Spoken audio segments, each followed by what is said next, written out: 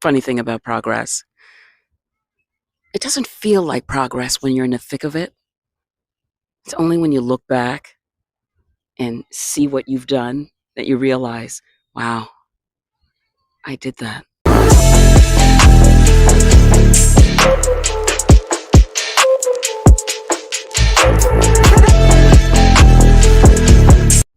I've been doing voiceover now for 15 years. And when I started doing it, it was pretty straightforward. Your agent would email you about an audition. You would travel to the studio, and when you live in Toronto, travel time is minimum an hour. Morning, everybody. I am on my way to do an audition. Wish me luck. And you'd audition for 5 minutes. And that's the way it was. That's the way it was for many years. I was used to that way of doing things. It's pretty easy. Show up, do your thing, leave. But then things started changing. Getting to these auditions were getting increasingly difficult because at the time I was obviously working. There was only so many excuses I could use to get away to go to an audition. I used up all my sick days, personal time. Man, it was difficult. And then the advent of the telephone audio app came to be.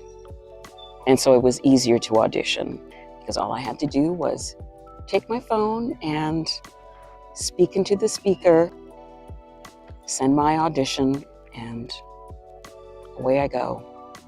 That was very convenient. One problem though, these telephone apps, they didn't sound very good. Now, my voice is very rich and deep and smooth. And these audio apps on the phones, they never really captured the essence of my voice, right? And so I feel like my auditions lacked a certain depth, a certain nuance that in-studio auditions offered. It didn't take long before I started realizing that I wasn't really booking. And I think it had a lot to do with the way that my auditions sounded, right? But what could I do? It's not like I was technically savvy enough to buy my own equipment, and edit my own auditions, record my own auditions and edit them. I just didn't feel I was there mentally. Technically, I certainly didn't have the budget to be buying all kinds of microphones and microphone stands and shock mounts and this and that. I figured that was for the technically savvy, and I left it there. But the thing is, I wasn't booking. I wasn't booking at all. And it was concerning me, almost to a point where I thought of quitting. Fast forward to 2020. Pandemic hits. No one can do in-person recording. And when it came to auditioning, well, they weren't accepting auditions that were anything less than professional sounding. So I had a decision to make. I could continue to submit subpar sounding auditions, or I could bite the bullet, get some equipment, and be competitive in the voiceover market. Now, I'm not a genius at math, but when I put two and two together, it just made sense. I had to be competitive. I wasn't yet ready to leave voiceover.